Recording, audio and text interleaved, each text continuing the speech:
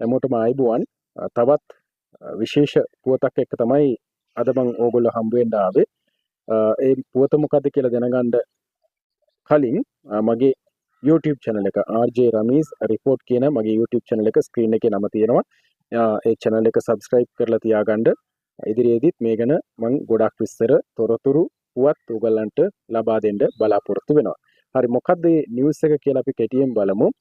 අස්වැසුම දෙවන අධීරය සඳහා ලියාපදිංචි වුණ ප්‍රතිලාභීන් සඳහා වන දෙසැම්බර් මාසයේ දීමනාව හැමෝගෙම account එකට දැන් දාලා තියෙනවා.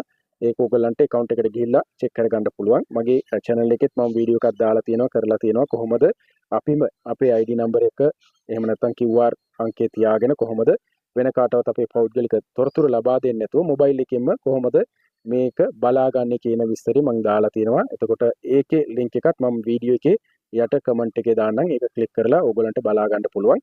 තවත් විශේෂ දෙයක් තමයි දෙසැම්බර් මාසයේ දීමනාව පමණක් නෙවෙයි, පහුගිය මාස 3ක දීමනාව එකපාර ඕගලන්ගේ account එකට arrears එක දාලා තියෙන්නේ. එතකොට මේ මුදල් මේ මාසේ 27 වෙනිදාට කලින් ලබා ගන්න පුළුවන් කියලා තමයි දැනට ආරංචි මාර්ග පවසන්නේ. එතකොට මේ මාසේ දෙසැම්බර් මාසේ 27ට කලින් ඕගලන්ට මුදල් ලබා ගන්න පුළුවන් අවස්ථාව තියෙනවා කියන එකත් කියනවා. මේක තවත් තහවුරු වුණු පස්සේ මම හරියටම දිනේ කවදද කියලා කියන්නම්. දැනට 27 වෙනිදාට කලින් ඕගලන්ට මේ මුදල් ලබා ගන්න පුළුවන් කියන තොරතුරු විතරක් ඕගොල්ලොත් එක්ක පුවමාරු කරගන්නවා.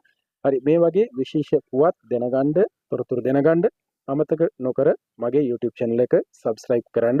මගේ YouTube channel එකේ නම තමයි RJ Ramesh Report. RJ Ramesh Report කියන YouTube channel එක subscribe කරලා තියාගන්න. ඉදිරියේදී මේ වගේ වැදගත් තොරතුරු ඔයගලන්ට අපි ලබා දෙන්න බලාපොරොත්තු වෙනවා. බොහොම ස්තුතියි.